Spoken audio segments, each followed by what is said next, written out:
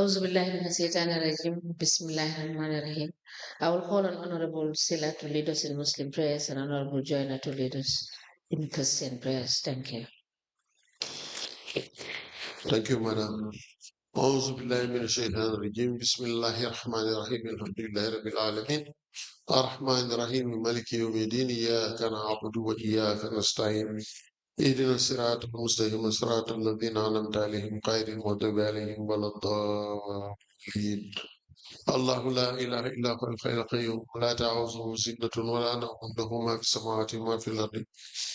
من ذا الذي يشفع عنده إلا بإذنه يعلم ما بين أيديهم وما خلفهم ولا يأتون بشيء من علمه إلا بما شاء. وسع كرسيه السماوات والأرض ولا يعوضه حفظهما وهو العلي العظيم. بسم الله الرحمن بالفلق من شر ما خلق ومن شر غاسق إذا وقب ومن شر النفاثات في العقد ومن شر حاسد إذا حسد. بسم الله الرحمن بالناس ملك الناس إله الناس من شر وسواس الخناس الذي يوسوس في صدور الناس من الجنة والناس. سبحان ربك رب العزة عما يصفون والسلام على المرسلين والحمد لله رب العالمين. آمين.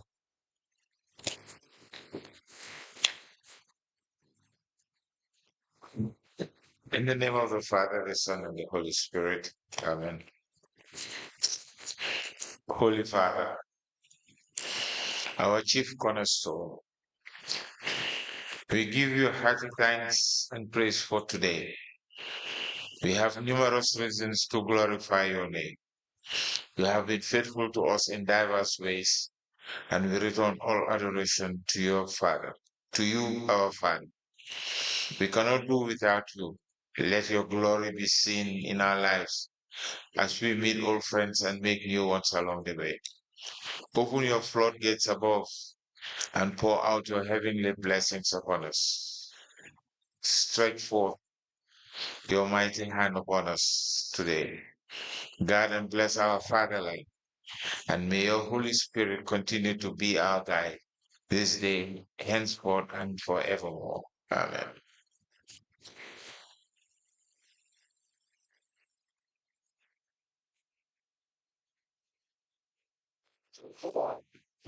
Good morning, Madam Witness. You may kindly take your seat.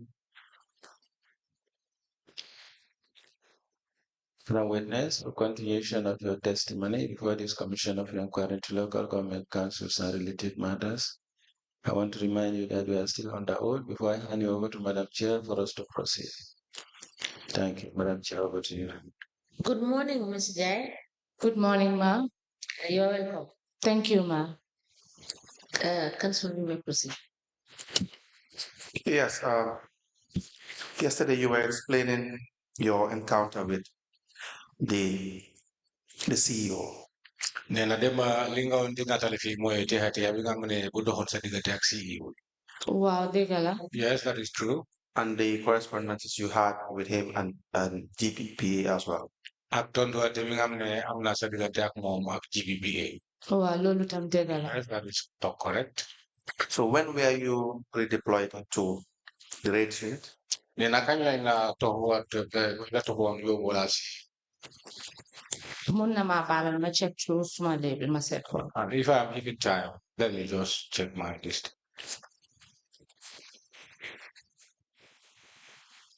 Um, 22nd July 2020. 22nd July 2020.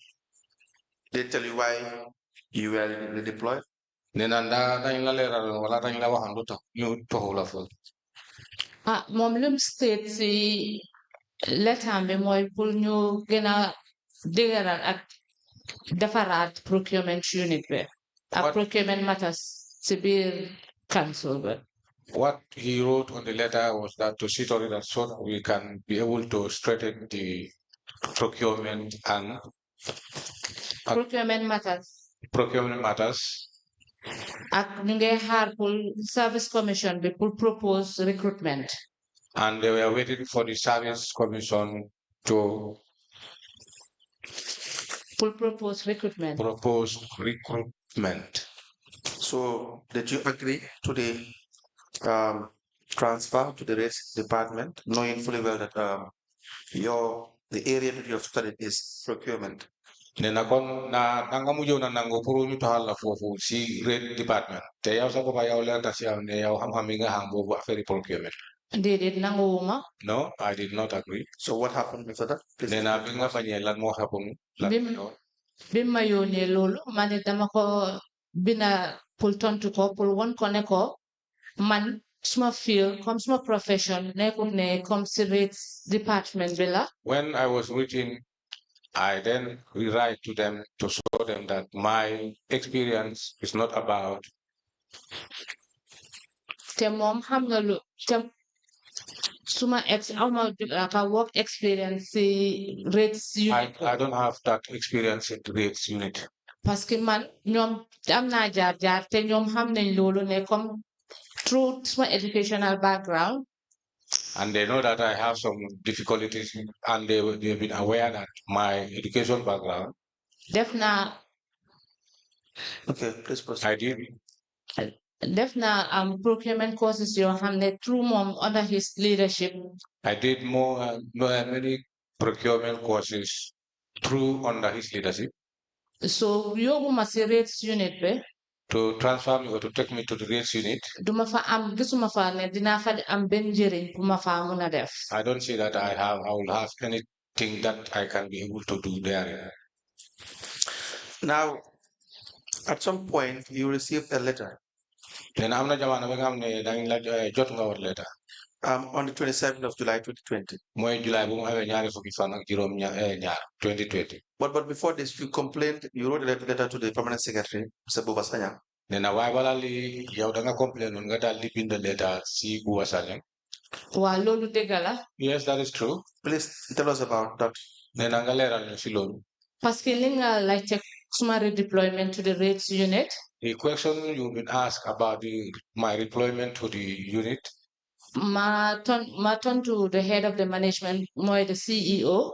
I then talked to the head of the management, and that was the CEO. And I see nothing that they have done. Audience pull the permanent secretary to our line ministry. There I pray for audience so that I can be able to see permanent secretary. Moy Bubasanya by the Bubasanya at the time. Audience ma am kenakima andal kokutam he was the chairman of the finance committee at council. When I said audience, and I have somebody whom I was accompanied with, and he was the chairman of the finance committee. Chairman of the finance committee. You understand permanent secretary. When we went to the permanent secretary, my frustration madam through at the council. I then explained to them the frustration that I went through at the council. Mom permanent secretary Bubasanya. Then he himself, the permanent secretary, that's Bubasanya.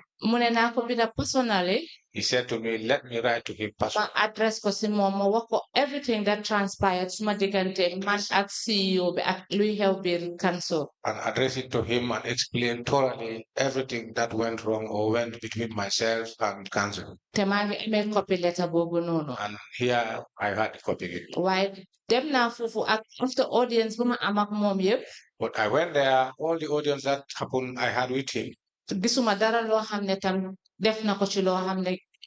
Things change. And I see nothing from him, or I don't see any effort that he did up to make things change. Copy letter be more money. This is the copy letter that I have.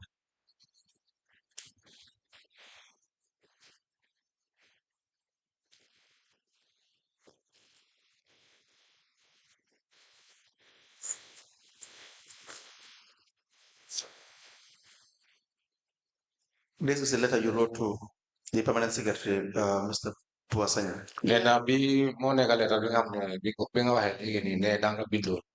Permanent secretary, we apply to have the letter appeared into evidence and marked accordingly. It is dated 27th of July 2020.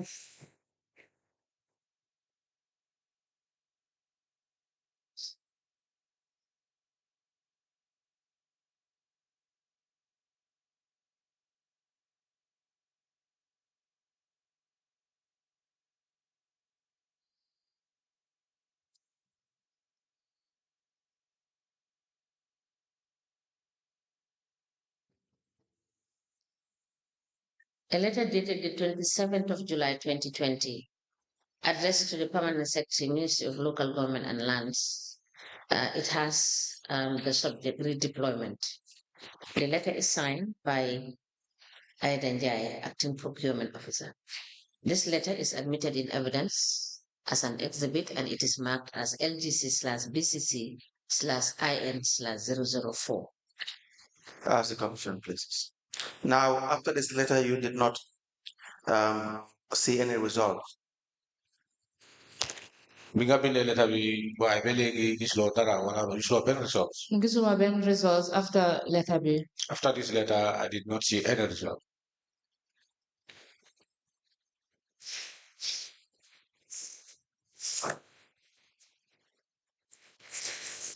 Now, after this, on the 27th of July 2020, then I will be 27th of July 2020. The CEO, Mustafa Bachili, wrote to you. Then the CEO, Mustafa Bachili, Bobala Dandina Bida, accusing you of fraudulent activities. Dila Tabwe 2 mine Danga de Bai Tapala Yohame Hanutakli, my fraudulent activities. Lolu degala. Yes, that is true. Please explain that. Then I'm not going Bim joge si permanent secretary. When I came from the permanent secretary, Mom, the head of the management, my CEO. For him, as the head of the management, as the CEO, Damatok received a letter from the messenger. It happens, I said one time I received a letter from the messenger, Mujege Simo. And the letter was from him. State Neman. There he stated that Letter of my accused of fraudulent activities. That he accused me of fraudulent activities. When I saw the letter, I laughed. So, when I read the letter thoroughly, when I went to read the letter thoroughly, Mantama respond back to letter. I then responded to his letter. Tebima respond back to letter. When I was responding to his letter, Dama copy internal auditor, the director, acting director of internal audit by then. I copied to the acting director of internal audit at the time. Pour mom as ne mom mo neka ne mom moy kisi affaire li civil office bi comme njublan wala luy dem yoon yep mom through internal audit bi ñoko wara set. Because he was the person or he was in charge to investigate everything or all things working or going or happening in the offices. So if I told them mom CEO bi daf ma accused of fraud. If I told now the CEO I will have accused me of fraud, dafa waroon a jógee tam from the internal audit. Then it should come from the internal audit. moo tax bi ma bindee letter bi di ko tontu. That's why when I wrote to respond to him, dama copy the internal auditor. I copied the internal auditor. pour ñu won ma any fraudulent activity bu ma musa def in council. So that they can show me all or any fraudulent activity that I have done in council. Why through our correspondence? But through our correspondence, lima gis mooy bi ma ko tonto ba pare copy the internal auditor. What I realized was when I responded to him and I copied to the internal auditor. See a particular issue of fraud bi ma accused. About the particular issue of fraud that I was accused of. Why si suñ correspondence yëpp tonto to si loolu. But all the correspondence we did, he have never responded to that. maa ngi amee a copy of that letter too with me. I had a copy of letter with me here. May I please sit down?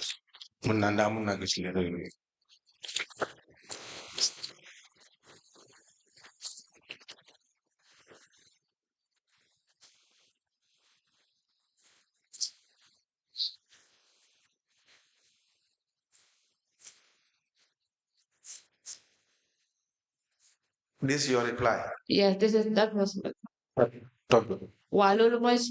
Yes, of course. Do you have the letter that was written to you? Then I let him have the amount of local bin na ya ko have. Suma mu ne may ma dem through my calls. Yes, if I'm given time, let me just go through once.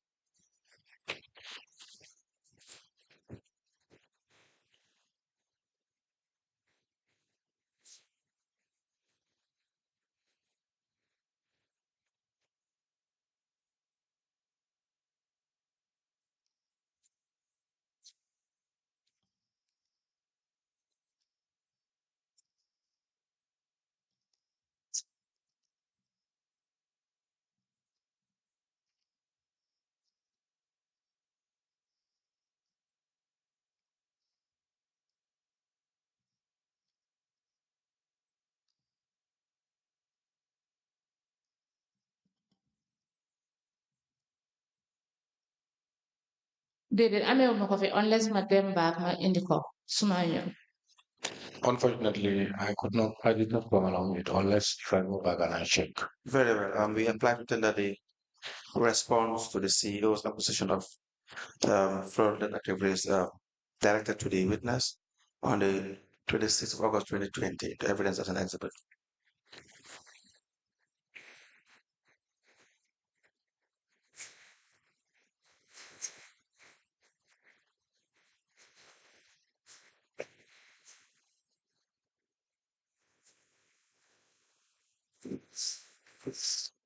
Sorry.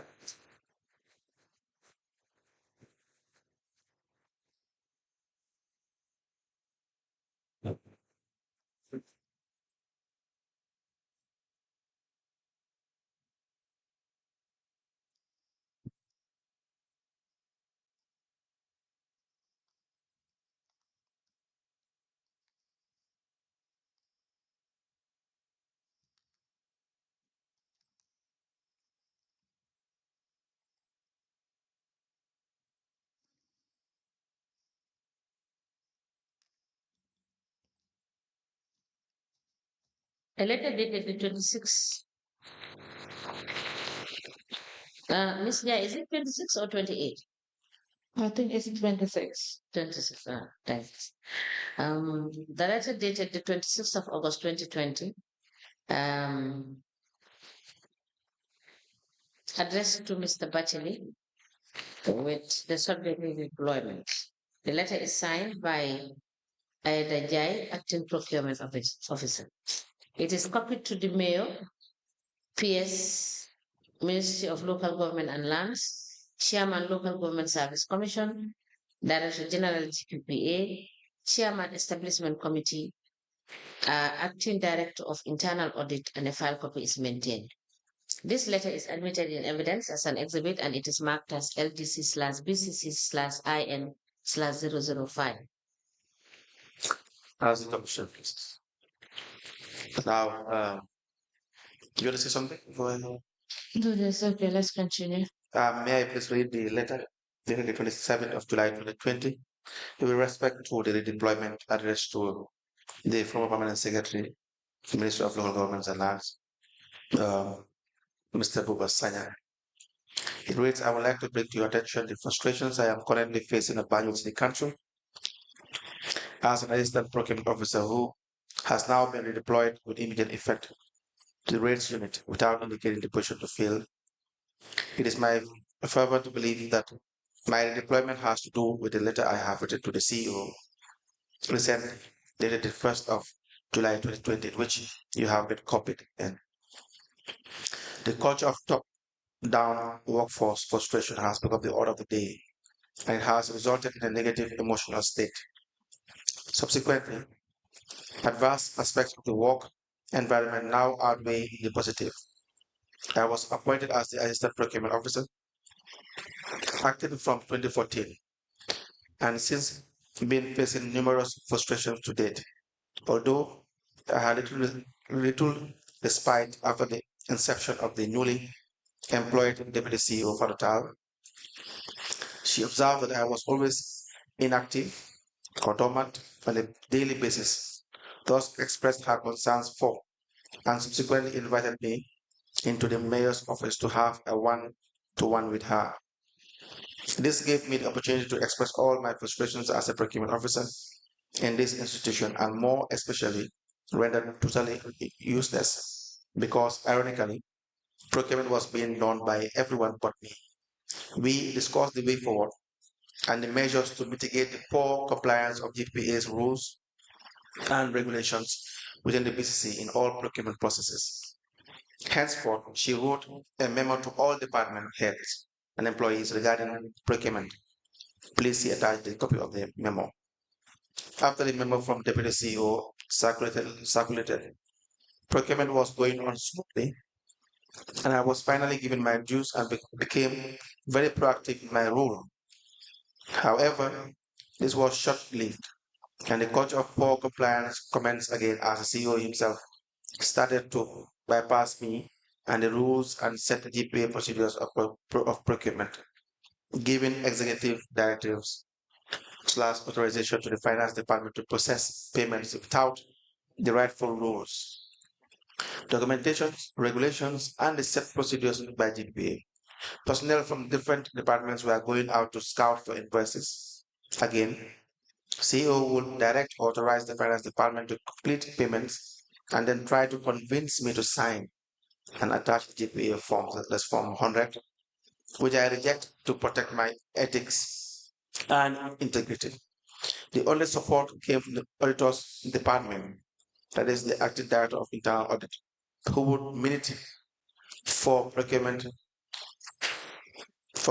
officer to act accordingly and input the necessary GPA forms.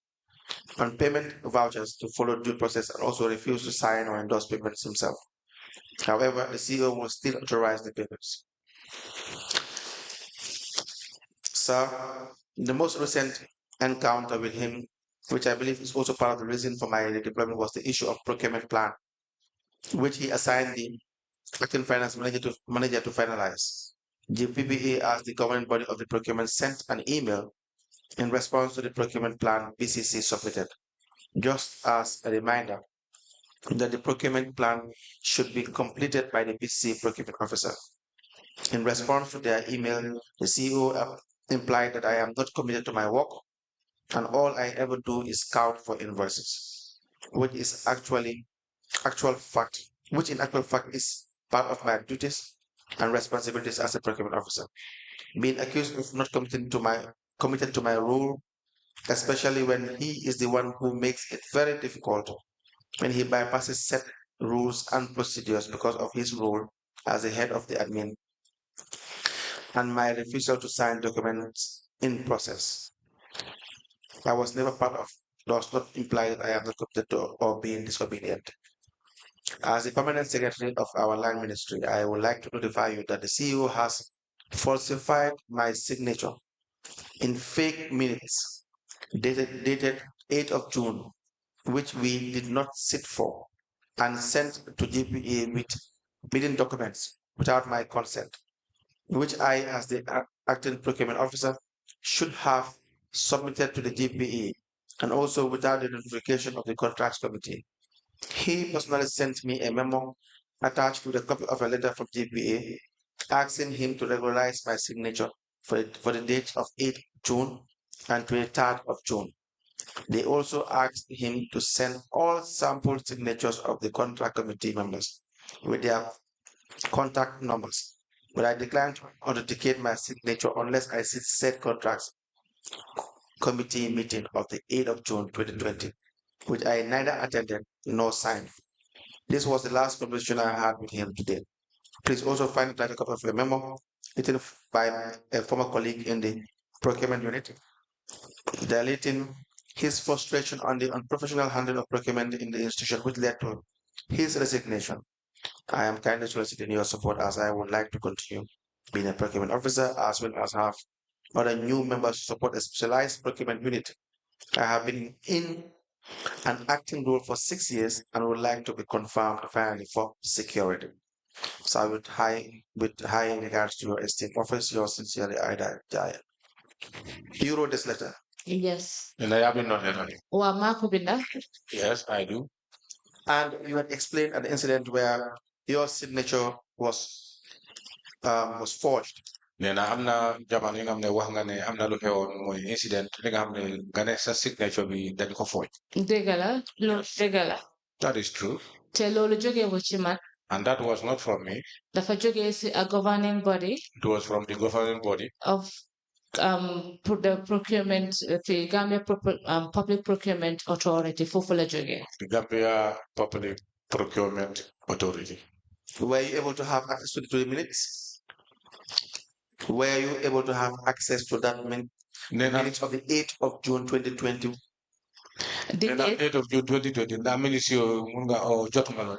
Jotuma ko moo tax man tam ma bañ ne man duma authenticate ma signature comme lim ma seen pour ma parce que dama demande ne na ma jox the minutes bi mu wax ne already sit nañ pour that contracts committee meeting te loolu happened. No, I did not got it. This is why. No, I did not get the minutes because this is why I refused to tooguñ pour 8 June boobu noonu. We did not sit for that 8th of June. moo tax ma ne ko dama njëkk a provide minutes si 8 June bi. That is why I said to him that let him first provide those minutes of 8th of June. su ko provide si lay soog a joxe suma sample signature bi. When it is provided to me, then I'll give in my sample signature. In fact, it's for the 8th of June and 23rd of June as well. Then 8th of June and 23rd of June. loolu moom dëgg la. That is true. And as far as you are concerned, not attend any contrast committee meeting. Nena te yow sa boppa li nga wax mooy yow musuloo attend wala attend ba benn contrast meeting. Attend na contracts committee meeting the 24th of June 2020. I attended the contract committee meeting. This was 24th of June 2020. boobu laa attend. That is the one I attended. But not 23rd of June 2020. But never on 23rd.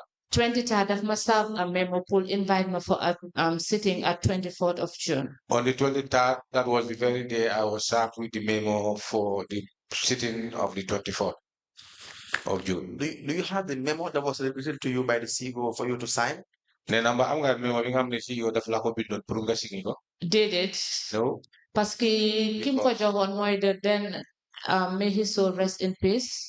Suñ late messenger bi Uncle Baluta Dabo. The letter was given to the late Uncle Baluta Dabo. Waaw moom la ko jox. That is the one he gave the letter to. So mu ne comme que dama bañ ne maa ngi request pour 8th of June minutes yooyu noonu. As far as he said, I refused because I was requesting for the minutes of the 8th of June. Mu wax ko ne ko na ko delloo waa documents sim ko jox pour mu indi ma ko. He said to him that let him return all the documents that he have given to him so that he can give it to me. Waaye awma access to loolu noonu. But I did not have access to that. So what follows after that? What followed? Nena lara mujhe xew wala lana toppa ci kaw loolu. After loolu bu mu xewee. When that happens. Fan yooyu noonu there were so many correspondence suma diggante ak moom. All those days there was much correspondence between myself and him. Waaye time yooyu noonu I was at my lowest comme pour ñëw eewu sax ñëw si liggéeykaay bi noonu sax day nekk a problem pour man. At that time I was lowest because even to wake up and come to work, I feel a problem. It was hard for me to do so. Parce que nga war a eewu nga dem si place boo xam ne danga foog ne foofu danga fa war a proactive danga war a li waaye ñu def la nga dormant. But anytime you wake up thinking that you will go to a place to make progress, but they always make you dormant there. Te emuñ si loolu rek. And it was not only that. Parce que harassment was too much. And the harassment was high on me. It's too much. Not only mom as the head of the management. Not him alone as the head of the management. Why I'm the new that they are allies to the mayor. But there are some people who allies to the mayor himself. They like just a verbal verbally. They do insult you verbally. Who are these people? More the likes of Makumbasane. The light of Makumba Sane. Makumba Sane. Makumba Sane. The advisor to the mayor. That is the advisor to the mayor. Tell the Madam Chair, Munama permit. If I am permitted by Madam Chair, bring to her notice. I want to bring something to her notice. Back home. It happens yesterday when I left back home. I had from reliable sources. I heard from reliable sources. You know the mayoress of Banjul. That they said the mayoress of Banjul. Said I named her here. Why mommy today you wanna feel joining the audience? But when she to come here and she's giving the audience, she said something about me that is that will not even be true, or that is not true. Mabuga will bring to the notice of Madam Chair. That is what I just want to alert or put to the notice of the high table or Madam Chair. So no more continue. And now I'm going to continue. What you have brought to our notice is noted. Yes. Thank you, ma. Thank you, ma. Legi mange continue. I'm going ahead now. Lima council large. What council asked me? Lima don't Jack wanted after Lolo. All after what I was going through. It was a day-to-day nightmare at BCC. This was a day-to-day nightmare at BCC. Puliane juklige sa dumako boga. duma buga dem jóg liggéey. Sometimes I don't even like to go to work. Why, with the support of Sandy Njie, the admin manager. But with the support of Sandy Njie, the acting manager. Admin manager. Fatou Tal, the then deputy CEO. Fatou Tal, the then deputy CEO. ñoom dañ ma daan jàppale torop. Those people, they were assisting me a lot. su ma foogee ne tey daal déedéet. If I say well today, no. ñoom they were always by my side. But they are always by my side. di ma jokka courage. To more courage on my. parce que an institution boo xam ne yaa ngi dugal fi. Because I'm like an institution of. bi nga fi nga dugal fi. When you enter it. li nga njëkk a jot mooy sa suba soosu noonu lan nga njëkk a jot mooy letter. The first morning or in the early morning, if you get there, the first thing you receive is a letter. te loolu moom dafa nekkoon loo xam ne is a continued process ma digganteeg moom. And that was a continued process between myself and him. te correspondence yëpp mu ngi fii. And all these correspondence were filled. léegi dem na ba a time boo xam ne. It went up to a time. ma wàcc liggéey. I closed from work. ma ñibbi. I went home. si ëllëg si ma liggéey si waat. The following day, I came back to work. ñëw pour ubbi office bi.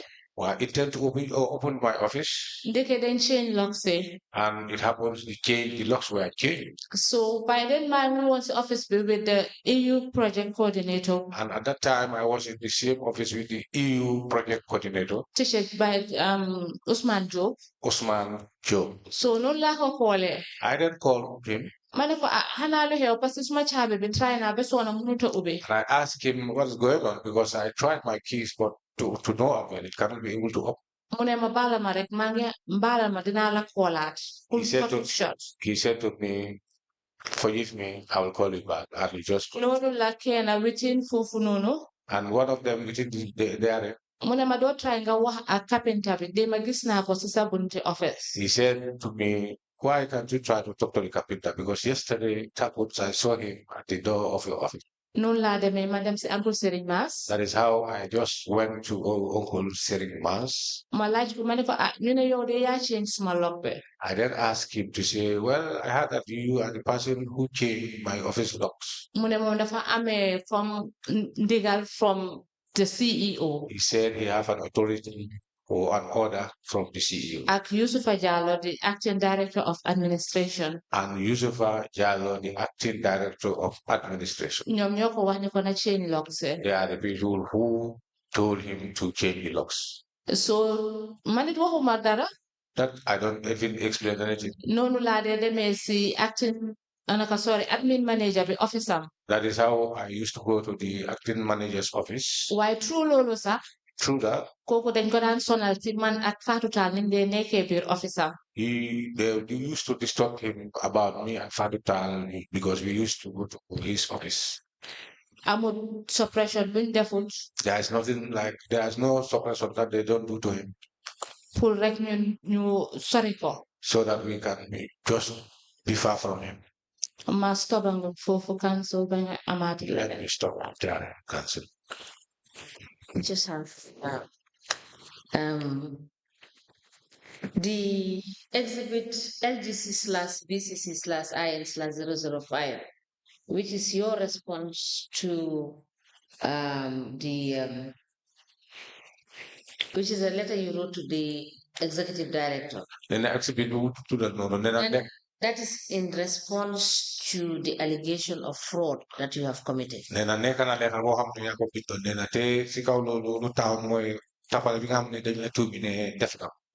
was the allegation of fraud?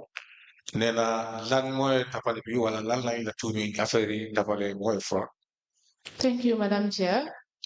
Loolu moo tax man ma binda tontu ko parce que outline ñu fenne lii laa def. That was my reason why I even wrote to him responding, because he did not even point out what did I do. moo tax ma binda ko pour mu wax ne lii laa def tam at audit department bi tam mu not show evidence ne dëgg la lii laa def. That is why I wanted him to come directly and tell me exactly what did I do or did, so that this is why I want the audit to tell me exactly what did I do.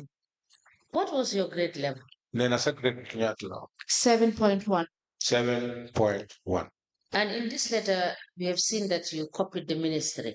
Then I guess I letter bit. I'm not copying of the ministry. Lolu degala. That is true. Did the ministry respond? Then the ministry young time they told to. They were obliged to respond. No, they because copied them. They did not respond. No, they didn't. Thank you. Councillor Williams. Yes. We also understand that you had an encounter in 2018. Then I guess not about the 2018 time it happened. I 12 you have played Danko Ame Wako. Lolu degala. That is true. Not Tolof, encounter. It was just an encounter with the in 2018 with respect to the purchase of furniture from JMAT. I'm not Jaman to bring I'm going to get the Kuru Miri gender. I see purchase what? Of furniture from Furniture. JMAT. Abdomen. Lolu degala. From JMAT. From JMAT. That is true. This is contained in your additional statement of the 18th of March 2025. Then I lay never sister second statement, well, additional statement, bring up the 18th of March. Can you please explain that? Then I'm going to learn. Well, Jeff Council. Thank you, Council, for that. 2018. 2018. Dafa like a new mayor coming into office. It likes we have a new mayor coming to our office. After we need a mayoral election. After we win the mayoral election.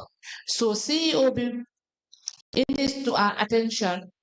The CEO More one WO called us. Pull you utal mayor being you furniture US. For us to find new furniture for the mayor coming. Legi true Lord. And through that then Munen gain and you them seti bagas pull more. He told us to go out and just look for those type of items. Legi bimajika them pull seti bagas you. Then when I first go to inspect or check for those type of items, Mangi and on the then the Director of Finance, Mr. Abdullah Nyang. I was accompanied by Abdullah Nyang, the then Director of Finance. Punyu them said a befitting furniture pull the incoming mayor. So that we can go out and check for the fitting furniture for the incoming mayor. No len they them round. That is how we are going round. Parce que for mona dem da nga wara am tam sa invoices you need a supporting documents you have the munga attach pull paperwork so pare. Because wherever you go, you need an invoice and you need support documents that you are going to attach it. So switch them round way. So when we went round, then due to Ayub trading. We went to Ayub trading. Ñu joge fa dem Fatima's trading. From there, Fatima's trading. After len muje JMAT. Then we lasted at JMAT. Buñ ege JMAT. When we get to JMAT, ñu ngi tase the current mayor, Rohim Malik Lo. We met with the current mayor, Rohim Malik Lo. Mu ngi ànd ak ñaari góor. And he was accompanied with two men. Kenn ki mooy Makumba Sane. The other one was Makumba Sane. By then moom mooy the campaign manager. At that time, he was our campaign manager. While léegi moom mooy like an advisor to council. But now he's like an advisor to council. Ak keneen ki mooy kenn si seen senior political party bi seen senior members si la àndaloon. And the other one was a senior member of her political party. So noonu lañ tase ñu nuyuwante. When we met, we greeted each other. Mu introduce ma teamam be. And she introduced me to her team. Mane noonu laa ko introduce ak suma senior the then Director of Finance, Mr. Abdullah Nyang. That is how I too introduce my senior director, Mr. Abdullah Nyang. Mane ko kii mooy suñ Director of Finance. And said to her, he is our Director of Finance. Mu wan ma ne ma particularly. She then showed me that particularly. Moom fii la bëggee pour ñu jëndalee ko furniture sami at JMAT. And this is the place where she wanted us to purchase her furniture at JMAT. That is the mayoress. The mayoress Rohim Malik Lo. Very well. She's the very person. léegi mu ne parce que Talib Ahmed Bensouda KMC's mayor. Now, he said to us, Talib Ahmed Bensouda, that is the mayor of KMC. fii la jëndee furniture amee. Here is the place where he purchased his furniture. So moom it fii la prefer pour mu jëndee furniture amee. She too, she preferred her furniture to be purchased there. léegi ñu smile rek ñu nit ñu romba dem waxuñ ko wow na waxuñ ko tooy na. We then smiled. Nothing was said to her, and we all went past. léegi after loolu. From there, Mr. Bachili ooyaat ma. Mr. Bachili called me. ne moom satisfied suma ànd ak director of finance. And said to me that he was not satisfied for my accompaniment with the director of finance. That's the CEO. That's the CEO, Mustafa Amara Bachili. Yes, that's the CEO, Mustafa Amara Bachili. So moom personally he came, moom mu ñëw suñ kër pick me up. He personally came to my home and picked me up. ñu demaat the same route ñu demaat round pour outsource naka la tuddaati ñu seet sorry furniture si fitting one pour mayoress. We did the same. We went round to check for the fitting furniture for the incoming mayor. So moom it upon buñ dellu seewaat back in office. And when we came back to office, mu oo ñu meeting. He then summons a meeting. The then acting director of finance, Mr. Cham. Director of finance, Mr. Cham. Mr. Ibu Drame. Mr. Ibu Drame. The then acting director of internal audit, Abdullah Jacob. And the then director of internal audit unit, Mr. Abdullah Jacob. Bum ñu ooyee. When we were called. Mu ne politicians yi liñ buga. And he said to us, the politicians, what they need or they wanted. Loolu lañ leen a jox. Politicians yi luñ buga. What they want. Loolu lañ leen a jox. Or the politicians, what they want is what we should give to them, or what should be given to them. So ñu ne ko yow loo mean si loolu parce que ñun ñu fa toog yëpp agree wuñ woon bàyyi den agree wuñ woon with lim ñu jox. And we said to him, what do you mean that? Because and it happens that all of us who were there, we did not agree to what he is going to give us or tell us. So you am a push and pull them back and forth, push and pull. So it happens there was a push and pull between us and him. Like mom, the nature he is like ñëpp xamee nañ ko loolu.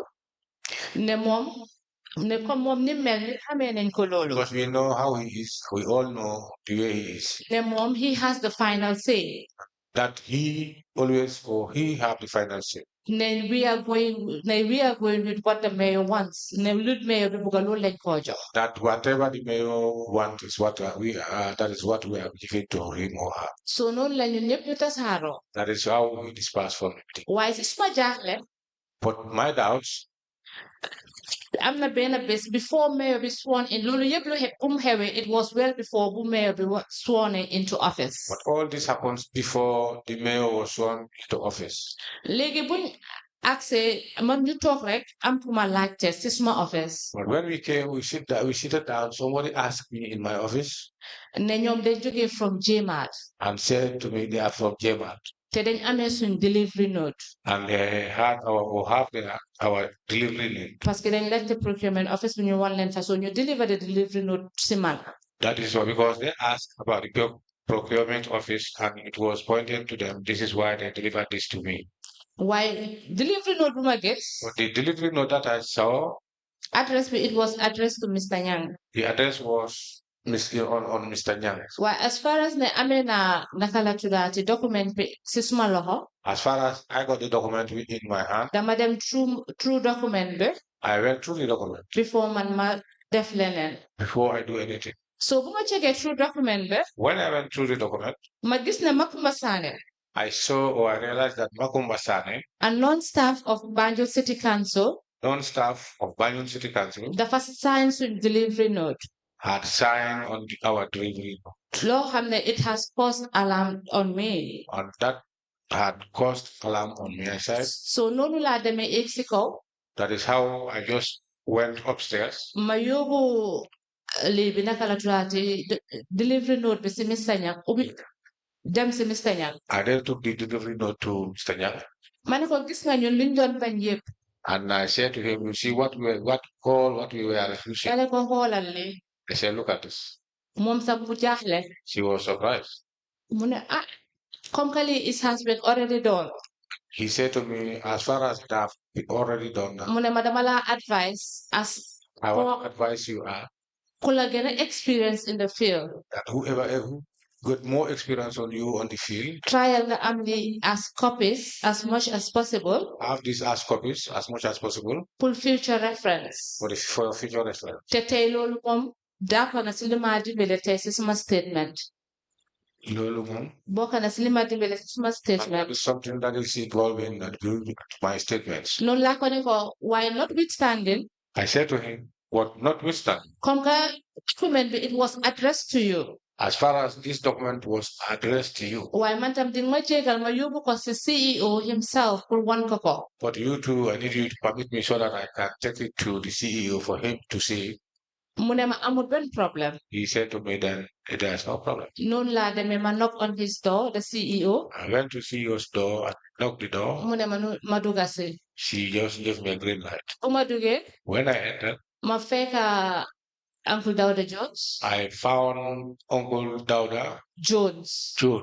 The then clerk to council. He was the then clerk to council. So no la kone ko dama buga gis. I just said to him what I want to see. At first, Uncle Dauda definitely don't buga excuse. And after my uncle wanted to excuse us, Why mom si papa mune ko muto? but he himself told him not to go to sit down. Temanta agree one na ta kul ko kumuto kul musa as a witness. I was much I agreed, let him be there so that he can serve as a witness. Mane ko ñun luñ la doon bañal yeb tay. I said to him, all what we were refusing today, Lépp mu ngi ni clear na out na it's stated. today it is clear and it is stated. Mane ko foog naa ne ku nekk am nga sa own field fi nga nekka. Because I know everybody, you have your own field where you are. Te man dama war a nekka dama la war a nekka sa advisor to this as a procurement officer man war naa la advise on procurement activities. And for me, I think I should be an advisor to you, and I need to advise you as a procurement officer. Mu ne ma Miss Njie bàyyi sa wax yi te go straight to the point. Then she said to me, Mr. Njie, stop talking, you're talking, go straight to the point. Noonu laa ko ne ko xoolal ñun suñ delivery note. I said to him, look at our delivery note. A non-staff of BCC. The non-staff of BCC. War a sign suñ delivery note. Sign this delivery note. Mu ne ma yow loo mean. He said to me, what do you mean? Ma ne ko xoolal lee. I said, look at this. Mu ne ma what? He said, what? Mu ne ma waaye fooguloo nga use a corrector. Use? A corrector Tipex. He said to me, hope we don't use, why can we use a tippet or a collector?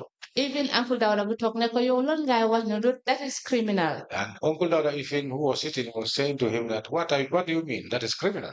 Parce que kii su waree use a corrector pour mu def fa insert fa turam yow sax nekkuloo di jàppale xale bi. Because if she did the same as you said, to use the inculcator scratch and put her name therein, that means you are not assisting her. So mu request the document from man.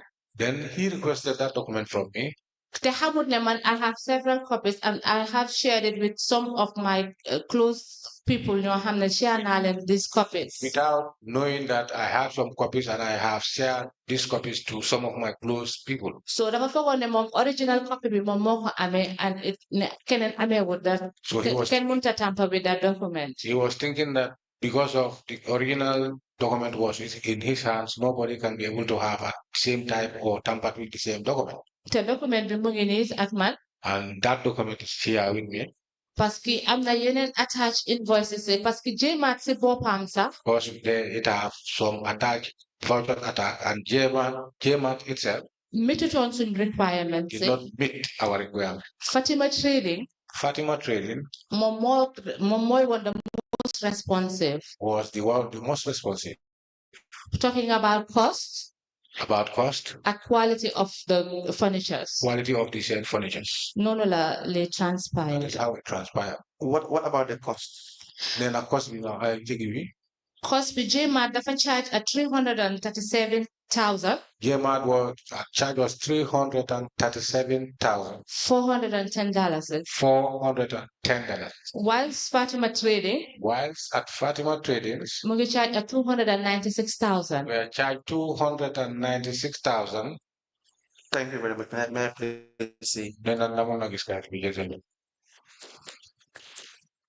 And where this was this furniture delivered?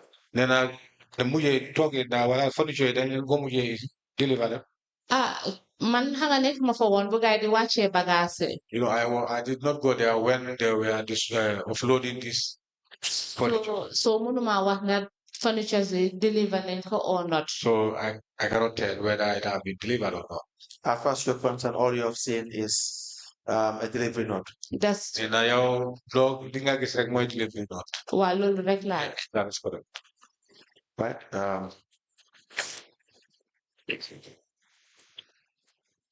We applied gender.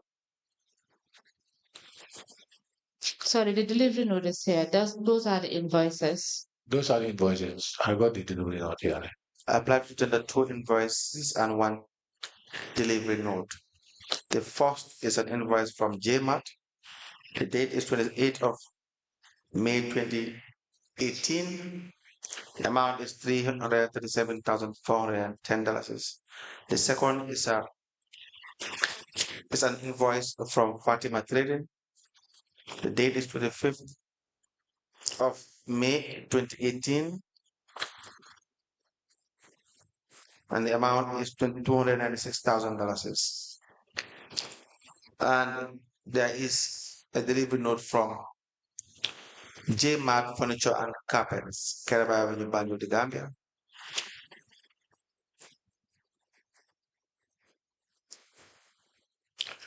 And the receiver of the said furniture is Makumba Sane.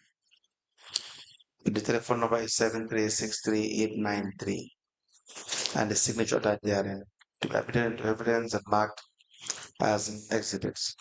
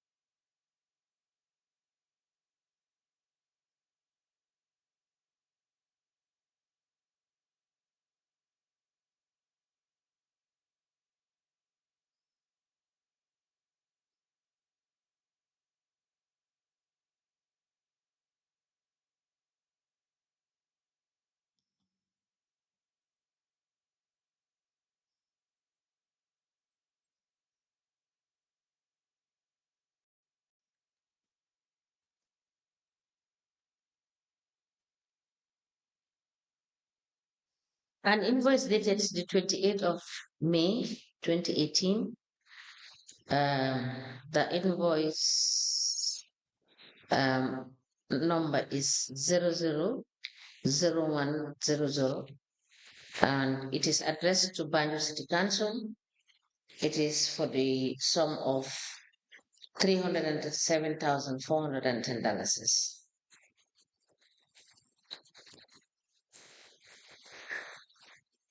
An invoice dated 25th of May 2018 from Fatima Trading. The first one is from GMAT. Sorry. The second invoice is from Fatima Trading. It is also dated 25th of May 2018, and it has invoice number 000100. It is addressed to Banjul City Council for the sum of $296,000. The last document is a delivery note from JMAT Furniture and Carpets. It is dated 28th of May 2018, and it has address Banjul City Council, and it is addressed to Mr. Nyang. The delivery number is 0000537. It is signed. The receiver is Makumba Sane. He appended his signature, and his telephone number is also provided therein. These 3 documents are admitted in evidence as exhibit and they are marked as LBC/BCC/IN/006. Ask the Commission, please. Now, after all these problems at BCC, mainly between you and the CEO, and after problem yëpp bi nga xam ne dox na BCC sa diggante yow ak CEO bi. you were at some point, I believe it's probably around October. nee na am na jamono yoo xam ne dafa foog de boori October. And November, mooy diggante ñaari weer yi October November. when you received communications from the CEO mi nga xam ne jot nga ay communication bu jóge ci CEO that you should resume work at the rates unit. nee na da nga war a door liggéey ci rates unit. Do you recall this? nee na ndax mun nga fàtte. Mama said through small communication. Let me check my documents. Sorry, Council, which dates? October. In November 2020, In November 20. CEO asked that you should return back to work, and then, well, you were already working to allow working at the rates unit. nee na weer November 2020 CEO boobu la wax. As per transfer. nga transfer wala yóbbu la. Now, on the 15th of June 2021, you was given a letter, a warning letter. Yes, I was given a warning letter.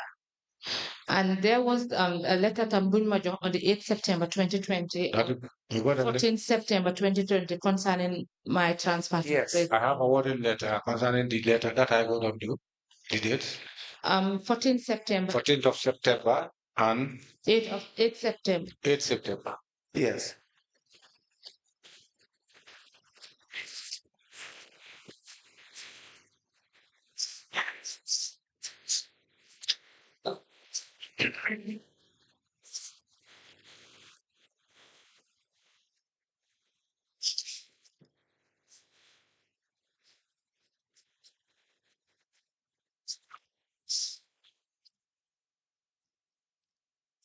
I have also one more still concerning about the redeployment, more the 28th of September. Most my attendance for Funono.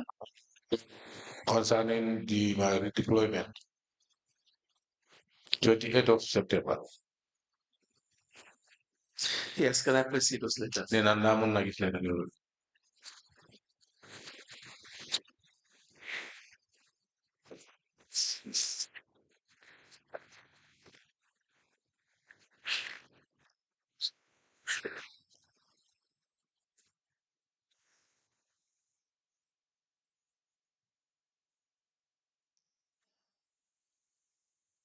We apply to tender the following letters. The first is the memo addressed to the rates manager. The date is 28th of September 2020. The second is also a memo addressed to the rates manager. The date is 14th of September 2020.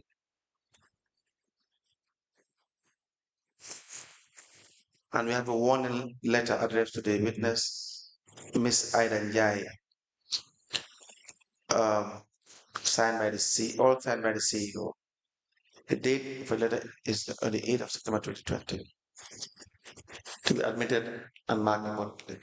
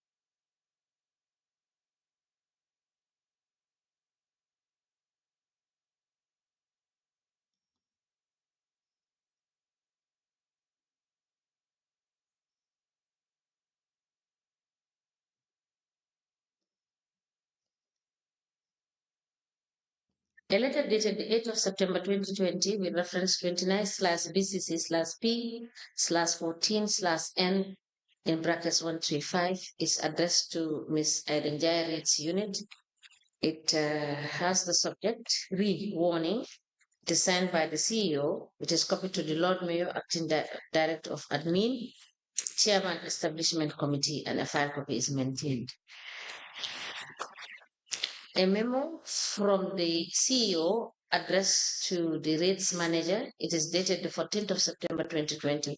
It has a subject reporting to work at the rates office.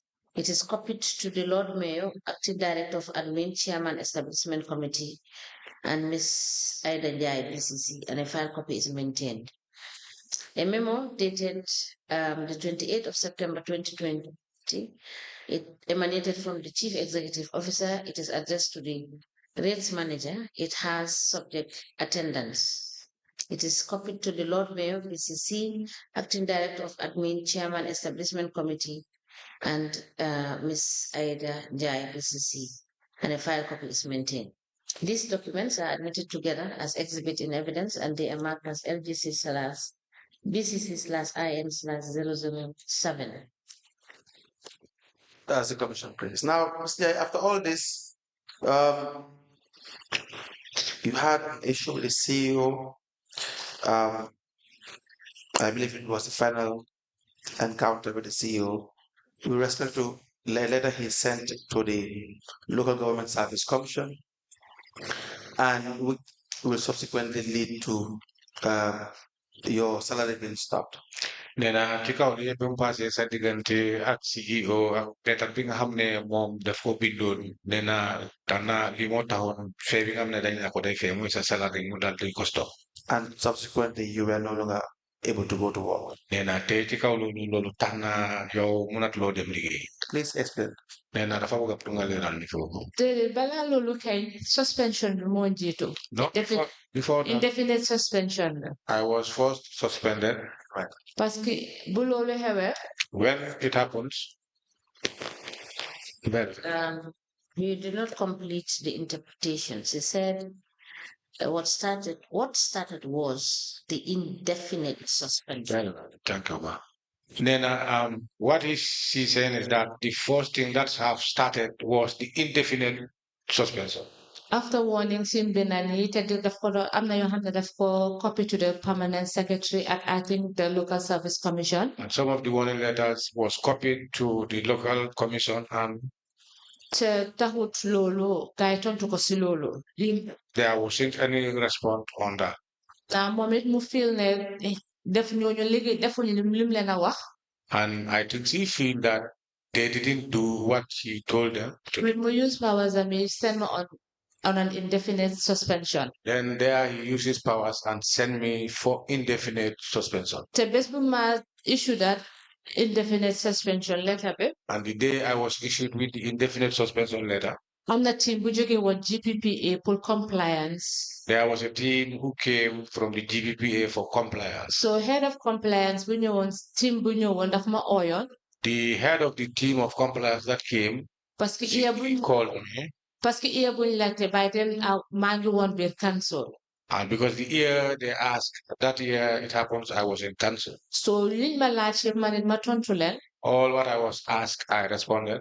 So before around 2 si bëccëg rek. But before around 2 daytime, or that is 2 p.m. Loolu mooy woon 19 October 2020. This was exactly on the 19th of October 2020. I received an indefinite suspension. There I received an indefinite suspension. Ne dafa déglu service commission bi. And he said he will be listening to the service commission. Te daf ma def on half-paid salary. And he may put me in half-paid salary. Léegi bu loolu xewee. When that happens, ma nit ma ñibbi. I then went home. After a day or two. After 1 or 2 days, man ma dem Dakar. I traveled to Dakar. Within that week. Within that same week, suma yaay call ma.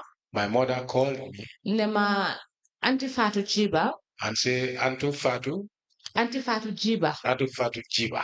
By then, Mom was the director of governance. That time, she was the director of governance at the Ministry of Local Government. Ministry of Local Government. So no la ko waxe ne ko waxal Aida. And she said to her, tell Ida, na ñëwaat mu report back si liggéeyam. let her come back and report to her work.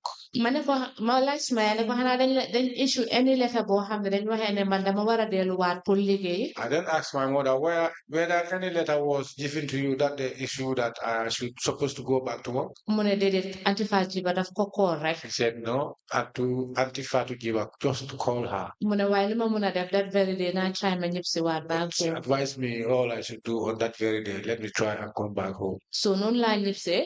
That is how I came back. ma resume back work si ëllëg si. The following day, I resumed work. déedéet fekk naa tam letter boo xam ne mu ngi jógee to the CEO. But I found a letter that came from the CEO. letter bi. That letter. mu ne moom dafa am directives from the ministry. He said he got directives from the ministry. ne dama war a resume back to liggéey. That I supposed to resume back to work. am na yoo xam ne content letter bi. But some of the contents of the letter. dama reen sax. I just laughed. parce que yow nga ne yow as a head of institution. When you say you are the head of the institution. am na yoo xam ne kenn waru la koo wax. And there are certain things that nobody should tell you. so noonu la ma suma yaa waxee ne ma si ëllëg si ma delluwaat liggéey. That is how my mother advised me that the following morning let me go back to work. bu ma demee léegi dooree liggéey. When I went back to work. admin manager bi Sandigi Njie. The acting manager Sandigi Njie. parce que amoon na dama fa fekk admin manager Sandigi Njie. dama fa fekkoon li electronic li register bu amoon pour attendance staff. I found electronic for attendance. waaw parce que bàyyuma ko fa woon. But when I left, it wasn't in there. so Sandigi advised ma ne ma. Then Sandigi advised me. dam ne nañ ma dugal to the system. Let me be put in the system. pour future reference parce que am na foo xam ne yéene daf dee wax ne comme duma dee ñëw liggéey si. For future reference because he said that there are certain times that I don't go to work. wala dama dee late liggéey. Oh, I do go late. so mu call boy bi install loolu foofu. He then called the person or the boy who installed that there. pour mu make sure ne. So that he makes sure. dugal nañ ma si système bi. I am involved in the system. at first dama bañoon. I refused at the first time. waaye moom li ma dee wax ak lu nekk daf ma dee guide through. And because of he do guide me through. man nangul ko loolu. I then agree that. parce que dama ko wax ne ko lii dafa war a jóge from the CEO. Because I told him this should be from the CEO. moom it mu wan ma ne ma déedéet dugal bul lii loolu man dinaa try ñu dugal la si système bi. He said no, don't, because I will try to involve you in the system. which he did. Of which he. parce que moom si boppam. Because of he himself. as the admin manager sax right am la pour mu dugal ma si système bi. As the admin manager, he have a right to put me in the system. parce que soo seetloo suma redeployment. Because if you see during my redeployment. bi ma CEO bindee suma redeployment. When it was brought to me for my redeployment. am na fu ma outline ne. I then outlined. There was a portion where I outlined that. ne na ma bindal suma TOR. Let them write my TOR. pour suma nekk si rates unit bi. For me, being at the rates unit. waaye loolu ba defu ko ba fu ma waxee yow ne. And he never did that until today. te redeployment. And this redeployment. foo naa ne dafa waroon a jaar through many channels. I think it should go through many channels. moom from the admin manager. From him, the admin manager. Acting Director of Administration. Acting Director of Administration. Mom, the CEO. He himself, the CEO. Mumuje to the Establishment Committee. And it lasts to the Establishment Committee. I'm a back and forth ak mom parce que gis naa ne it was not a fair treatment bi ma am pour suma redeploy. This was my since why I had a back and forth with him because I saw that it wasn't. Therefore, through the light channel. It was not put in the right channel. Wow, pull suma redeployment. For my deployment, it happens. It have a way how it should be. While mom daf ko def within his own powers. But he did it within his own powers. All right. Do you have the letters you have referred to? The letter being a Moi letter bim bina pull my resume back to work. That was the letter that he wrote me to go back to work. Yes, and the indefinite An indefinite suspension letter. Yes, indefinite suspension. I'm a letter indefinite You suspension. have the indefinite suspension letter.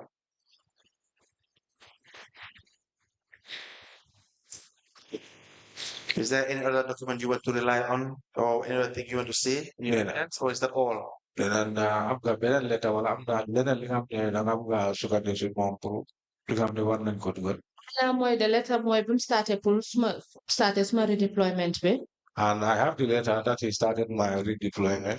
I've been a memo of one of the procurement actors, the previous procurement actors, warnings and frustration on the CEO. And a memo from the previous or the last procurement officer which they wrote and showed the frustration on his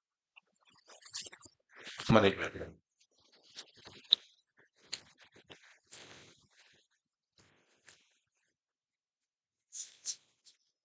We apply to tender the following documents. The first is a letter addressed to the witness, Ms. Njie, dated 19th of October 2020. It is the indefinite suspension letter signed by the Chief Executive Officer. The second is a redeployment letter, 22nd of July 2020, signed by the CEO. And the third is a memo addressed to the Chief Executive Officer from Sankum Fati, Procurement Actor, with the subject the unprofessional handling of procurement affairs in BCC. This is dated the 14th of February 2018. All to be admitted and marked accordingly.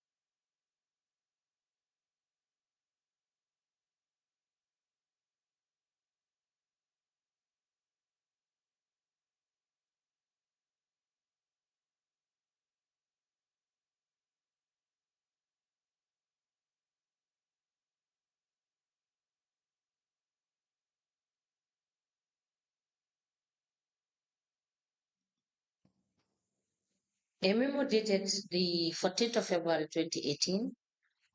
The memo emanated from Sankum Fati Procurement Actor Admin. It is copied, it is sent to the CEO, and it has the subject, the unprofessional handling of procurement affairs in BCC.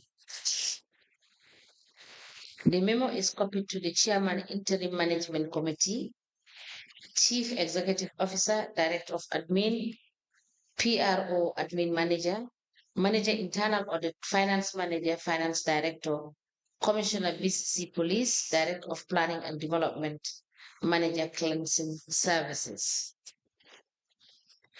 A letter dated the 22nd of July 2020 with reference 23/BCC/B/114/N in brackets 135 addressed to Ms. Njie, Acting Procurement Officer, with the subject redeployment. It is signed by the CEO and it is copied to the Lord Mayor, Rates Manager, Chairman Establishment Committee, Chairman Local Government Service Commission, and a file copy is maintained. The last letter is dated the 19th of October 2020. It has reference BCC/P/14/N in brackets 135. It is addressed to Ms. Njie, Rates Unit. It has the subject indefinite suspension. The letter is signed by the CEO.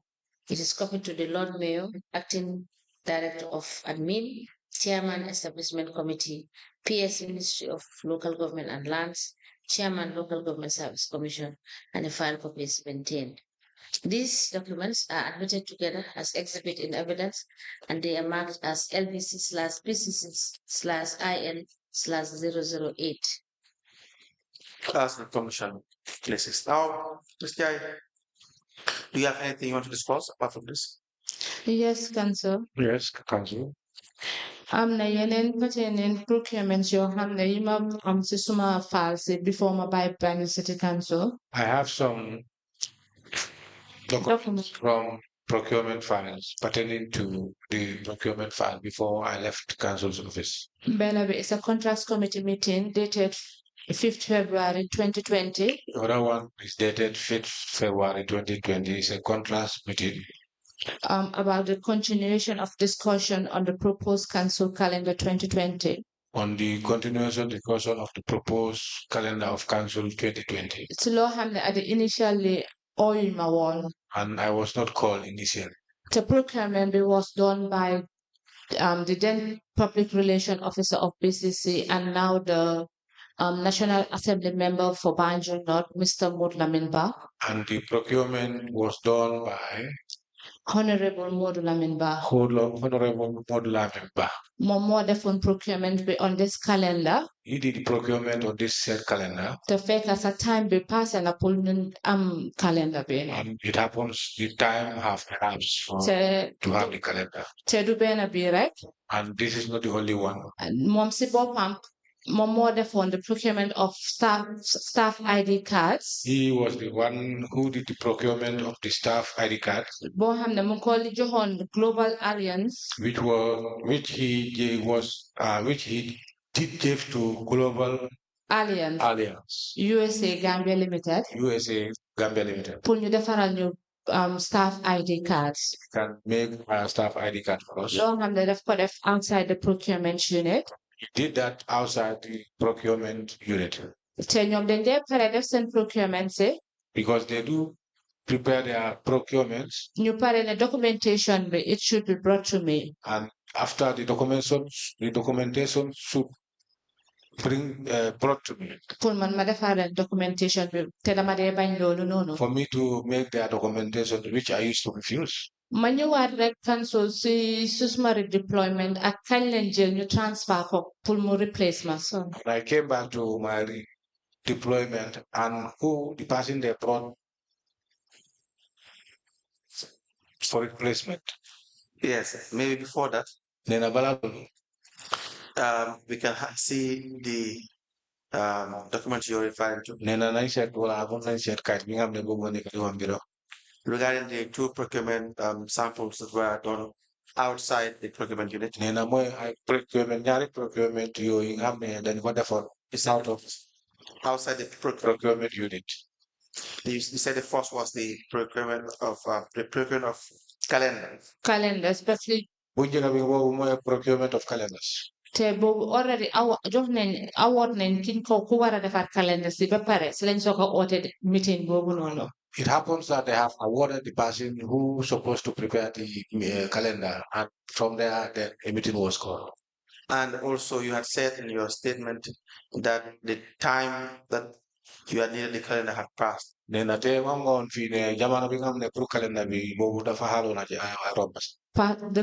Yes, that's true. What do you mean by that? parce que calendar soo ko defar foog naa ne dafa war a nekk way before January. And I think if you are to prepare a calendar, it should be away before January.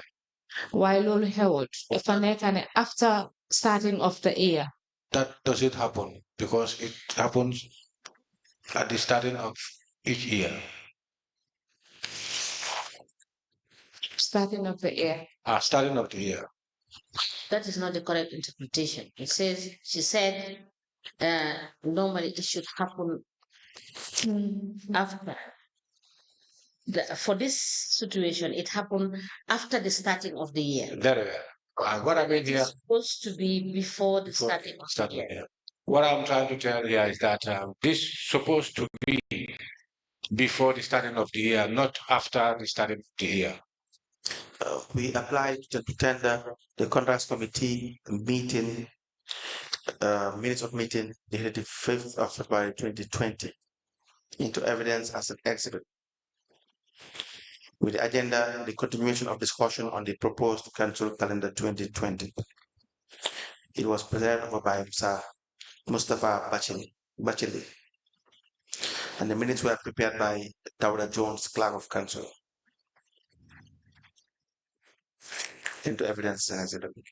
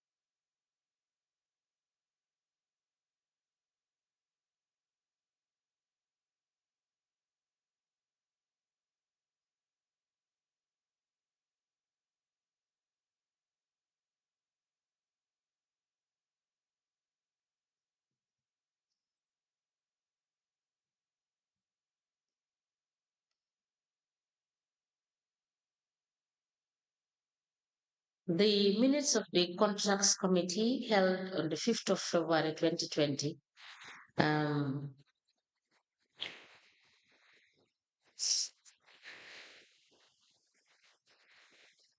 the said minutes are prepared and signed by Dawda Jones, Clerk of Council. The minutes are copied to the Lord Mayor, Aji Rahimalik Law, Chairman, Finance Committee, and Basiru Ndaw. The file of copy is maintained.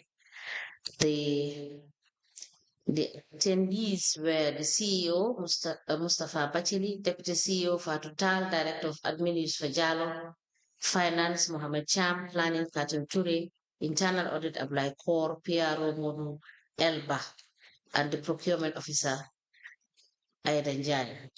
It was presided by the CEO, Mustafa Bachili. This minutes of meetings is admitted in evidence as exhibit and it is marked as LGC/BCC/IN/009. Ask the commission, please. Yes, now you can proceed.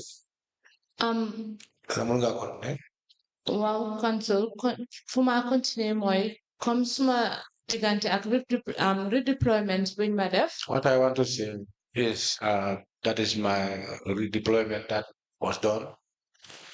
Kin jëlé pour mo replace ma ci suma position. Passing they brought to replace me in my position. Moy Dado Jallo. Is Dawda Jallo. Dado Jallo. Dado Jallo. Wow, mom feeling ko jëlé from the finance unit. He was from the finance unit. Wow, ñu indi ko pour mo replace ma. And he was brought to replace me. Te mom at that time.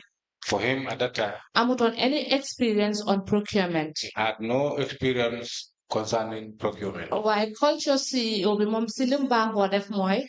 cultures of CEO, what he used to do is that moom soo demutee ak buga if you don't follow what he wants, daf laa def pour nga redundant. then he will make you redundant. Parce que man suma past years experience with BCC, But through all my past years' experience at the BCC, under his leadership, njëkk naa indi parce que njëkk naa explain démba suma diggante Dawda Hafna. Yesterday I have explained about myself, between myself and Dawda Hafna. Parce que kooku dafa bàyyi pour political reasons dafa demoon taxawi election. Because he left for political reasons and he stands for election. Te foog naa ne kooku su demee man maa war a ñëw indi. And I think when he left, I should be replaced. Waaye defut loolu. But he did not did that. Dafa am kuñ contract ku nekkoon kuñ jël on contract. He has appointed somebody on contract. Mooy Sankum Fati bi ma la jox mémoom be. And that is Sankum Fati whom I have given you his memo. Pour wane frustration am. His frustration. Te yow nga am a staff in council. If you have a staff in council. Te dooroon naa ngeen ne through yéen laa demoon on a training parce que ñoom ñoo defoon the undertaking. Because through they have taken to the training because he got the undertaking. Waaye feel naa ne kii bëggut a gis ne ma pursue my career. But I see that he don't want me to pursue my career. Parce que starting now from the Management Development Institute pour def SIPS. Because I started at the Management Development Institute to do SIPS, Certificate in Purchasing and Supply. Certificate in Purchasing and Supply. Waaye gis naa ne daf ma dog. But he have cut me short. Léegi GPPA ñu ñëwaat in pour wane ne dañ need pour ñu train suñ staff on procurement. GPP have stepped in to see that they want to train all the GPP staffs on procurement. Mooy during their exit meeting at the mayor's office. This was during their exit meetings at the mayor's office. ñoom ñu wane ne ñoom dinañ try to pursue ma pursue suma procurement lead up to any level. So they see that they are ready to assist me to pursue my career up to any level. While loolu xewut. But that doesn't happen. Parce que the then director, the then deputy CEO. When the then deputy CEO. moom jëlee undertaking be. He's the one who took the undertaking. mu binda GPPA. I wrote to the GPPA. Pour ne dama war a start suma course bi foofu noonu. That I should supposed to start my course there. Parce que in GPPA. Because of in GPPA. Certificate nga dee start with certificate. The advanced level. To the advanced level. Why moom bi ma dooree. But me when I started. Ma jeexal suma certificate level be. I started and finished my certificate level. Ma indi results but one is my performance. And I brought my resources. I showed them my performance. Parce que my course coordinator was so happy with me. Because even my course coordinator was very much happy on me. Why then go all to my notice Banjul City Council neko de fay course be. They led me to my notice that the Banjul City Council were not paying. Mooy bi ma dem pour continue my diploma level be. This was the time when I just went to continue my diploma level. Suma course coordinator bi feelal ma ko parce que moom dafa feel ne among the promising students in GPPA by then. So feels for me because he thought that I was the promising student at the time. Moom sa si boppam laaj ne ma ne is there an personal issue between you and CEO be? But he himself then asked me whether there was a personal problem between myself and the CEO. Parce que ñoom yónnee nañ seen financial personals pour ñu dem pour affaire suma fay bi. Because they have sent their personals pour suma fay. There to see for my payments. Waaye gars yi nanguwuñ ba léegi fu ma waxee yow nii te def naa diploma ba def exams bi yëpp. But till date they did not agree and I did my diploma, I did all the examinations. Te lu ma jàngal. And my doubt. See, EU funding bu ñëwoon in BCC. Yes, sorry. I just want to find out from you. Sorry for cutting you. Okay. The issue of the forged signature that you reported.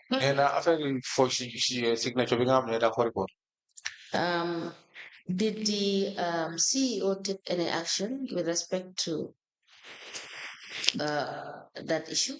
Not to my notice.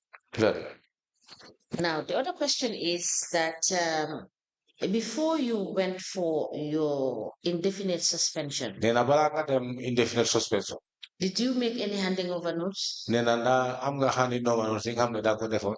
déedéet defuma ko loolu No. dinaa si ñëw madam Chair Now I will enlighten that, Madam Chair. parce que am na si suma statement bi fu ma waxee ne There are some in my contents in my statement where I said that dañ daaji suma bunta bi ñu change lock si that my office door locks was changed. te am na suma personal documents yoo xam ne it went missing And some of my personal documents were missing. ak suma second hand laptop parce que dama demanded a laptop from council but te nanguwuma jox And so man ma def jëndali suma bopp a second hand laptop Because I demanded a laptop from council, but they refused to give me one. So I went home and brought my second hand laptop. So loolu yëpp everything lu ma fa bàyyoon yëpp went missing te laaj naa Daro Jallow personally ne ko ndax fekkuloo fi lii ak lii mu ne moom fekku fa dara. All what I left there was missing, and I asked Daro Jallow whether he does not see those things, but he said nothing was seen. Did you write with respect to those missing items, that is your documents plus the laptop, did you write a memo to Then sa documents si laptop bi nga xam ne dafa réeroon da nga bind to your immediate boss? da ko bind sa boss da ko bindoon pour yëgal ko wala woon ko ne am na lu réer. Waaw moom CEO bi moom I'm directly answerable to the CEO. Yes, he was answerable directly to the CEO. Waaye tontu binda naa waaye tontuwuma. I wrote to him, but he did not reply. Parce que am na not loolu rek. Not only that. Parce que am na yeneen issues yoo xam ne dama ko binda sax duma tontu. There are certain issues of which I used to go to him, but there'll be no response. So now what I'm asking is specifically the issue of the laptop and the documents. Did you write to the CEO? Laptop you kayit mi wala documents yi nga xam ne am na yu réer foofu dana danga bindoon CEO. Moom laa la wax ne la binda naa te bala maa binda dama dem personally foofu noonu bi ma laajee daal far. As I said, yes, as I said him, and before doing so, I went personally to him and informed him. No, I don't have any copy. You be able to give us a copy? Please. Yes. I will bring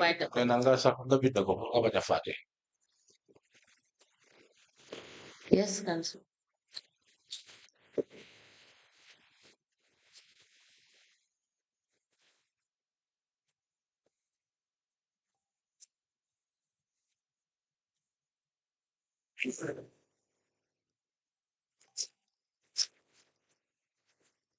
Yes, you were explaining something regarding the issue you had with the CEO. Waaw loolu lay ñëw in ne mood comme fi ma stop mooy ne li ma jaaxal mooy si EU funding bi. Where I was stuck was that what I wanted to say was my surprise was in fundings. I'm not portion boo xam ne it says that there is capacity building for staff. It's a portion which says the capacity building for staff. So lu tax the likes of man. Then what has Sandegi the type of myself Sandegi ñu war ñoo ne waru ñoo nangoo fayal pour ñu further suñ education. They don't want to pay for us to further our education. So man foofu laa jóge ma laaj daara comme li ma waxee ne ko comme fekk nga fekkuloo fi ay bagages lii ak ni mu ne déedéet fekku fa ay bagages. The time I asked whether she don't find any items there, she said no, she did not. Te daara buñ transfer ñu ko jëlee from the finance unit to pour mu jël suma position. When Dado was brought to replace me, she was from the finance. Te by then amul any about procurement. That time she got no knowledge about procurement. Why li ma feel rek ne comme CEO is so manipulative. Because what I feel was that because the CEO was so manipulative. Daf they feel that moom ku bëgguta defar rek daf laa def nga redundant. Because whoever he don't want you to put you into something, he will make you redundant. Te nekkut rek ne man la ko def. It's not only me who he did. Def na ko there are so many examples in council. He did it to many people. That is an example. Like I always says, the likes of Sandegi indil na ko somebody by the name Adam Afai. Then the likes of Sandegi. Then a life Sandegi mo. Indil na ko xam ne mooy Adam Afai pour mu jël job role ko Sandegi Njie. Nena am na keneen ku mooy indi mutuda Adam Afai. Te kooku tam she was on contract. nena koku tamit nekk na contract pour mu jëli place Sadik. ñu ñëwaat ci man. They came to me. ñu indiwaat ko xam ne he was on intern dañ ko indi as an intern. They brought somebody to me as an intern. Lañ ko indi. They brought him as an intern. By the name Isaha Sow. And the name by Isaha Sow. Te yow yaa ngi am already an officer. When you already have an officer. ak koo xam ne moom knowledge am about procurement. The staff's knowledge is all about procurement. Why don't they make use of kooku? Why don't you make use of that person? I just got the chance as far as the service commission bi dañ bugga to recruit a senior procurement officer at the council. Give him the chance, he or her the chance, because GPPA, they want to make their capacities for council. Why? It's not the GPPA, the service commission. Oh, excuse me, the service commission. Very well. Why come lañ doon def comme man li ma ko gisee mooy dama indi koo xam ne ki maa mun a enable si suma liggéey ki maa mun a oyofal suma liggéey. man ne suma gis-gis. For me, what I realize or what I have seen.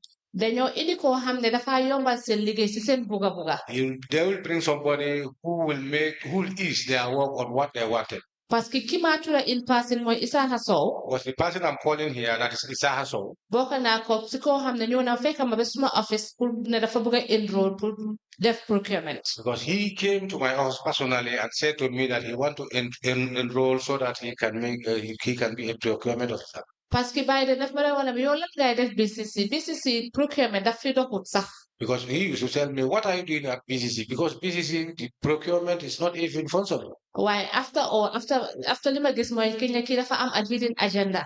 But what I realize or what I see is that he had a hidden agenda. Parce que bàyyi de moom mooy woon the Banjul Youth Committee chairman or chairperson. Because at that time, he was the Banjul Youth Committee chairman. Man, I'm on a time in 2014, 2015, I was wanting to vie for the position of the public relation officer of Banjul Youth Committee. There was a time in 2014, 15.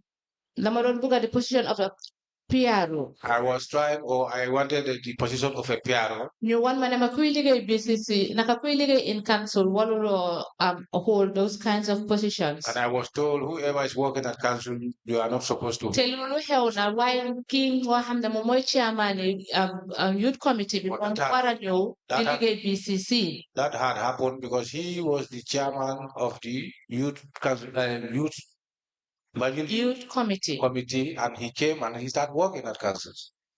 Now, if you had agreed to the demands of the CEO, for instance, the example is the procurement of the trucks or the dustbins, where the process will commence. They will need you to just come and ratify. To just sign documents without being even present or where they're discussing the order to follow the due process. Issues together with Keba and Sons as well. So many malpractices in procurement. Spearheaded by the CEO. So if you had agreed with him, do you not think that your tuition fees would have been paid? Your tuition would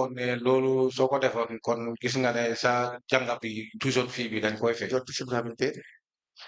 Lulu de la council, Nesma agree one with what he wants. It's true, council. Hadn't I have agreed upon what he wanted? Where probably I will not have all these, problems. But everybody has to guide your integrity. Come all of them over here. As the saying goes. When an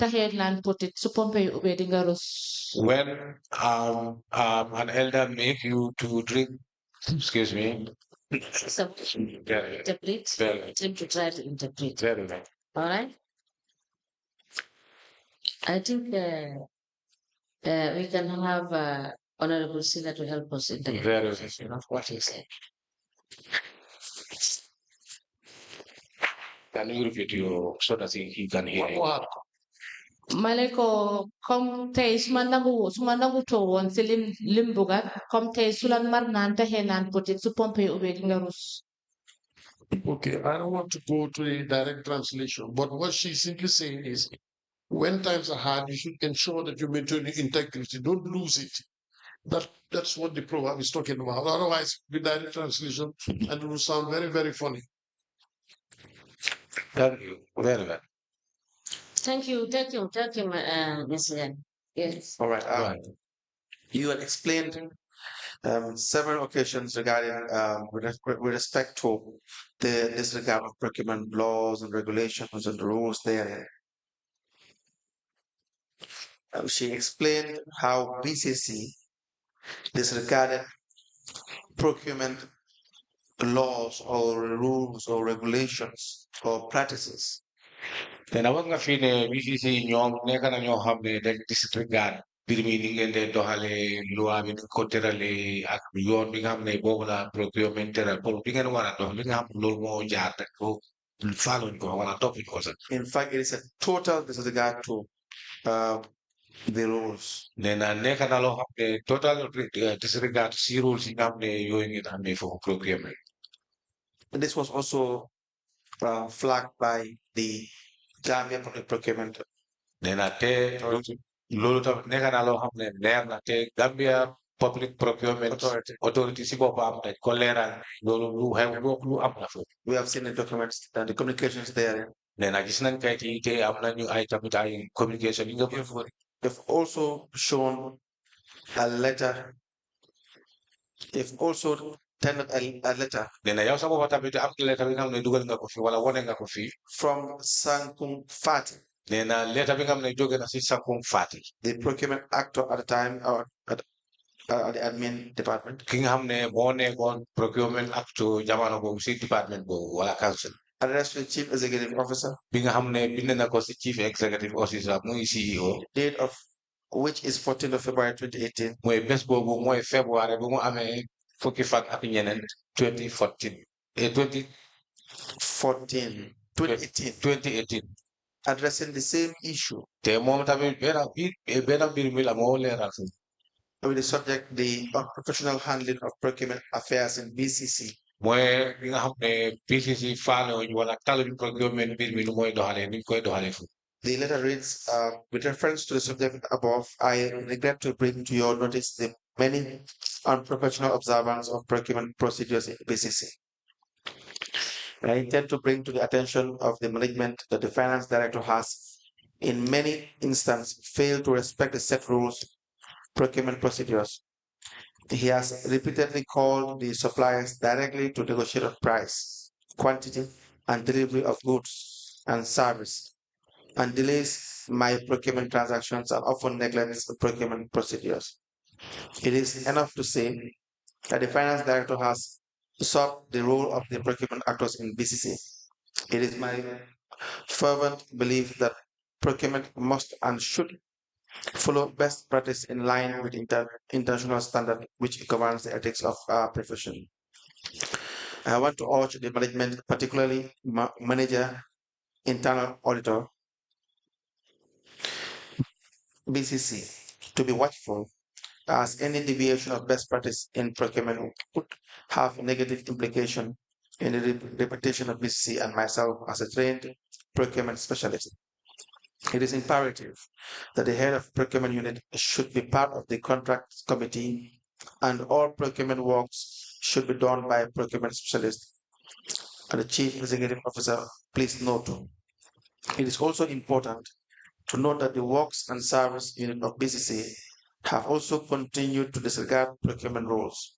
The head of this unit has, in many instances, conducted procurement without the involvement of specialized procurement unit.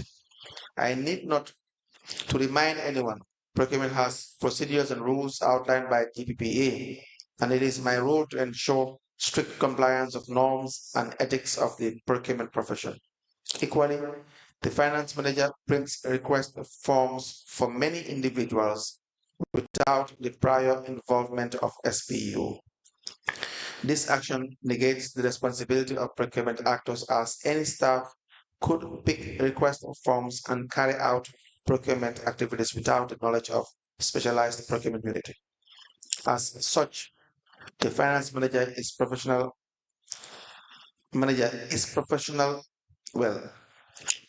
Urged to control the issuance of request forms to staff without the due process of procurement unit.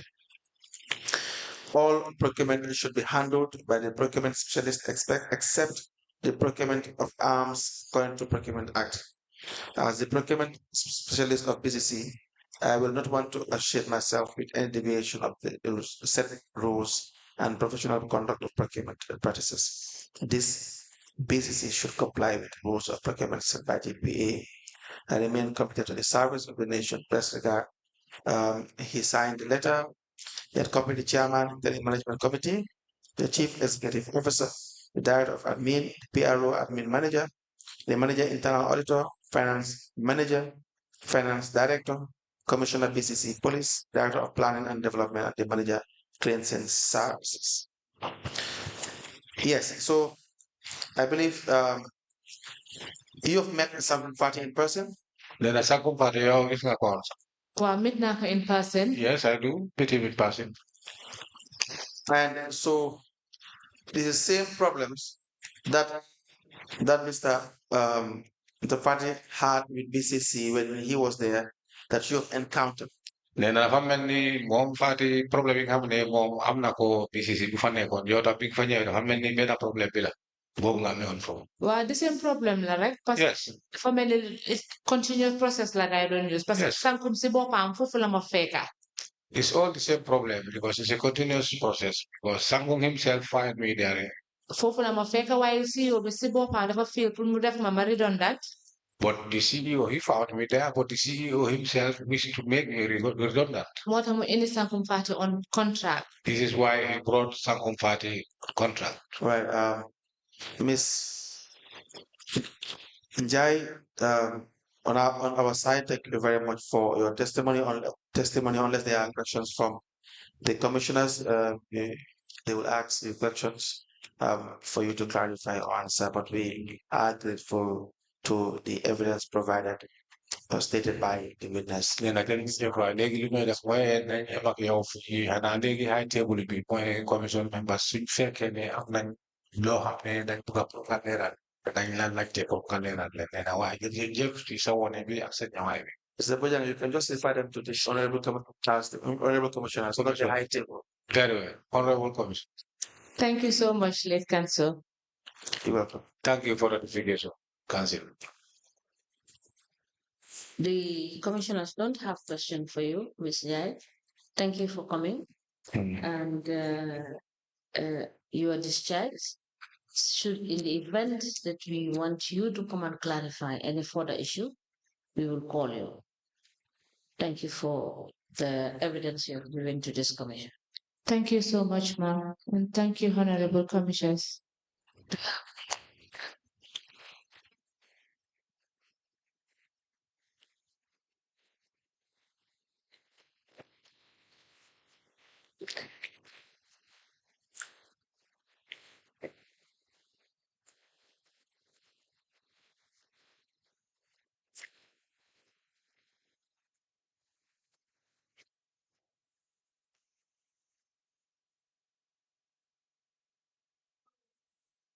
Sir, you are discharged. Thank you, ma'am. Thank you. Thank you. So it's almost 1 o'clock.